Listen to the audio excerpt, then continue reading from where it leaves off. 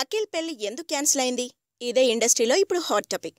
Grand గా engagement చేసుకుని అంతకంటే గ్రాండ్ గా ఇటలీలో పెళ్లి చేసుకోవడానికి సిద్ధమైన అఖిల్ శ్రేయా భూపాల్ ఇంత సడన్ గా ఎందుకు విడిపోయారనే దానిపై రకరకాల గాసిప్స్ వినిపిస్తున్నాయి.